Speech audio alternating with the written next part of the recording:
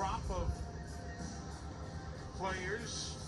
Too bad you have to lose them all, but you're happy for them. Well, I mean, that's how you start building your program. You're going to build your program, better players going to come in, you're going to have this kind of stuff. And so this just shows you what the success of Coach Bohannon's recruiting is bringing to Alabama. Peyton Wilson, that second rounder, you know, some would have said, hey, he's too small, he's this and that, but the guy can play baseball. Sam Prater gets up there. Chase Lee, we haven't quite seen, you know, having to have the closer. Landon Green's going to take over that spot, but Chase Lee, a guy who was 7-0 with 7 saves and a 1.3 ERA, that guy's going to be tough to replace. Of course, this year for Peyton Wilson, you know, Bryce Eblin can play second or shortstop.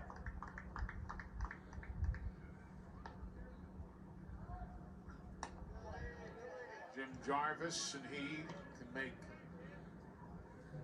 defensive gems virtually every day. Yeah, Jarvis made that play yesterday deep in the hole and shortstop. Had that long throw, nice long one hop to Williamson. We've seen a couple good plays by Eblin. Another one in the hole that he went to second base on, and then another tough kind of in-between hop he's made. So both of those guys, and Coach Bo talks about, like, they're interchangeable either way. Eblin looks more of the true shortstop. Jarvis looks more of the true second baseman, but Jarvis has a really, really good arm and can play short because of that arm. Foul to the left side. I like try to get in Coach Bo's head, like, what's going to make you decide who gets the stick? Obviously, you don't want to flip-flop guys back and forth. You want them to be comfortable where they're playing, but sure, to see what happens is obviously they flipped after the first 2 games. I dare say that answer will become clearly evident as the season goes. And there's a swinging strike 3 for Hellman. 6 strikeouts. Dylan maybe talked about it. He does love the breaking ball, and it's got a big 12-6 hook. That one stays up a little bit, kind of creeps back in, what you call the backup breaking ball.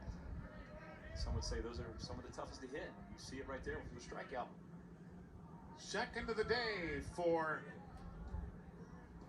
Ray. 6th as a team for Alabama. See, for me, that was his best breaking ball. He swung all day.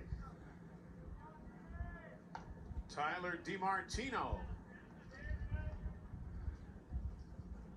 walked, flew out, reached on a fielder's choice, and punched this one to deep left center field. It's out of here, a home run. So Tyler DiMartino was 0 for 4 yesterday and has his first base hit here today. And it's now a 4-2 ball game.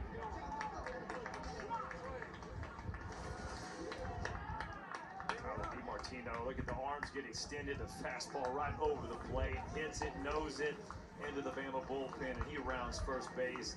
Since he's been in right field, the right field Rangers have been on him all game. He throws out he gives him a peace sign as he's passing first base, and right when as he's rounding third base, the boos come out there. He loves seeing players kind of play around a little bit like that, but nice swing, just creeping back in for the Musketeers. So 4-2 ball game now in the top of the 7th. Diodati. And there's 2 men gone.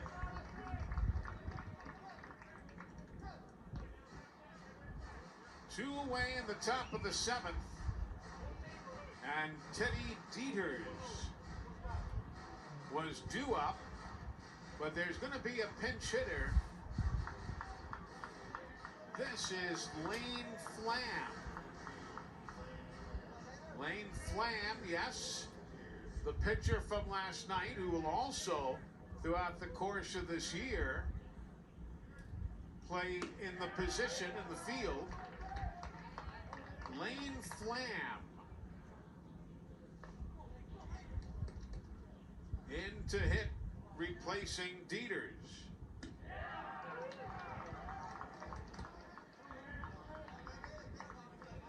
Another way to get him in the ball game. Yeah, that's something we talked about. You know, what you you really want to get him back out there on the mound, but obviously not in a game that's close. And so, like you said, hey, sometimes it isn't a bad way to get him comfortable. And so if he is a two-way player, this is something he can do. And I know that Coach O'Connor would love to get him back out there on the mound in a game that he feels is not necessarily out of hand. Obviously, you hope he'd be out of hand. He gets a little knock right here, though. He does. That's a base hit to center field. So Flam, with 2 outs, keeps the inning alive, and he'll be replaced by pinch runner Trace Moore. So Trace Moore will now pinch hit for Flam.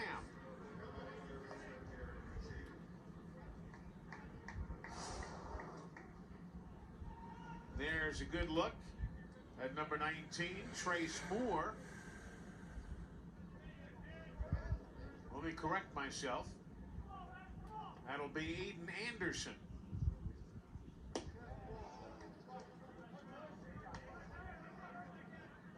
can promise you he's not going to finish the game today if they take the lead. He's not going to pitch.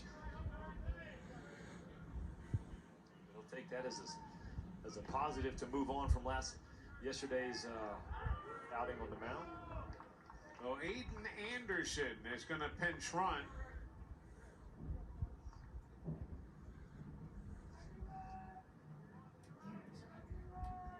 He is a freshman outfielder. Anderson is.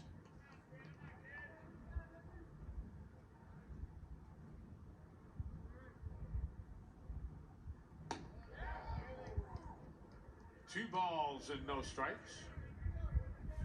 A lot of Dylan Ray's breaking balls have been up and into that right and away from the left. He's just kind of leaving it up a little bit.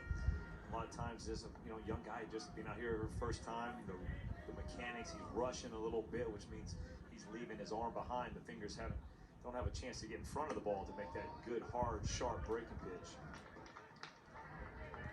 Landon Green, who we did not see yesterday, he is warming up in the bullpen. The closer, with as outstanding of a breaking ball as you're going to see on the Alabama pitching staff. 3 balls and a strike.